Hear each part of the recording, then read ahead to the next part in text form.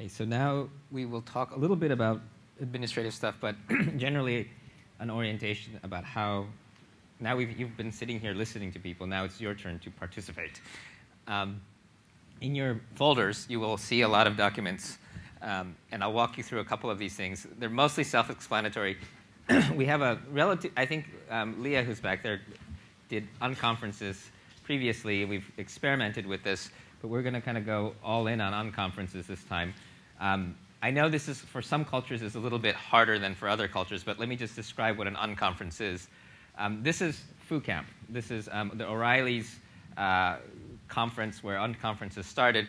As you can see, I also do this. You sack out in a tent in the middle of their office. You can see the Google tent. Actually, even people like the Jeff Bezos, CEO of Amazon, you'll find him sitting on the floor taking notes and listening to people. And the way that the unconference works is you figure it out as you go along. And it's very messy. Ours is going to be slightly messy. But the idea of the unconference came from, if you plan a conference, is back to my, if you plan it, you can't be lucky. So many things are happening just as this conference happens. So first of all, in terms of timeliness.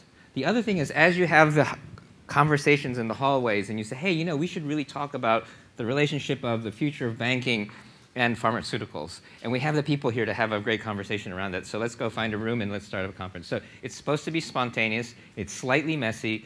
The idea from the Media Lab perspective is that if we have a room where 3 or 4 different companies and some PIs and some students get excited about a whole new idea, we can make it a thing. And if it becomes a thing, I would say it reaches escape velocity, which means that we'll do a workshop around it. We might do some ideas around it. But the idea is to brainstorm these new ideas together with the students and the faculty and the staff and all of you and even outside people, because I think that this is really important, that we not just ask you to sponsor things that we do smart things with and then you go away with the IP. We want you to be a participant through the whole process. And so this is although the unconference for O'Reilly is just about people exchanging ideas, I would like the unconference to be a really important way for the members of the companies to influence us and for us to influence you very early on in the process. So please take advantage of that, participate, come up with your own ideas, join some of the sessions, but be prepared to contribute, because these are going to be small rooms where you're going to be asked to talk about your work. You have to be a little bit careful about what you say. Some of the unconferences, if you call it, you should say this is closed, this is off the record, so you can do that. But the default is that it's open. So just the organizers should get together and decide as you go. This is somewhat of a controversial change in the program that I'm willing to take feedback on.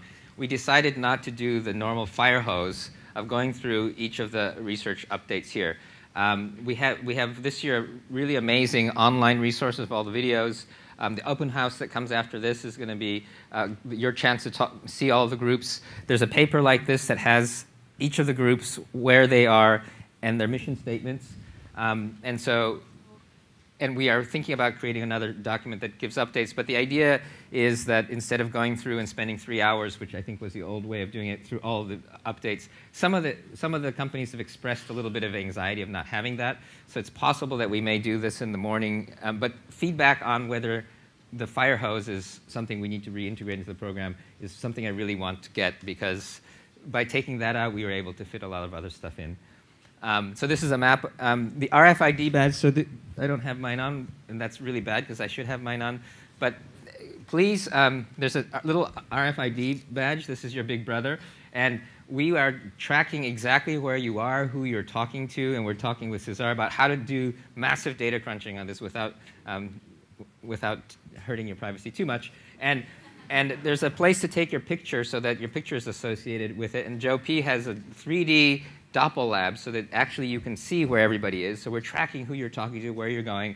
And so there's a lot of science that we're doing around it, but also we're going to try to do this to create data to make the conference even better and more productive. And this is very Media Lab-like. Cesar and I are talking about how to create, improve the conferences through data science. But and then also this interacts with the glass interfaces so that you can the infrastructure so you can buddy up. But it looks like paper, but there's actually technology in there that means that you should try to wear it around.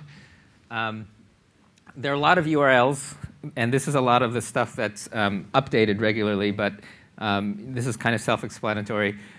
For those who are tweeting that the Media Lab networks is the hashtag. But those folks who have devices to get online, please use this. And then the map. This is a map that helps you when you look at a group and identify the room, how to get to the room. And that's somewhat self-explanatory as well. And this is where it gets a little bit tricky. So I mentioned that I'm making an IP commission. The IP Commission's job is to try to figure out how we can be as open as possible, but also protect the IP that needs to be protected.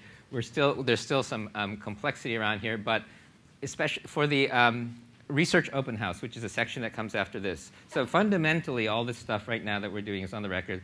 The Research Open House, you'll be seeing a lot of works that are not yet protected, may become protected, maybe become unprotected. And it's actually very important for us that that stuff is treated as confidential information. And so I know we have reporters and other people here, but the open house, please read this as carefully as you think it's relevant to you.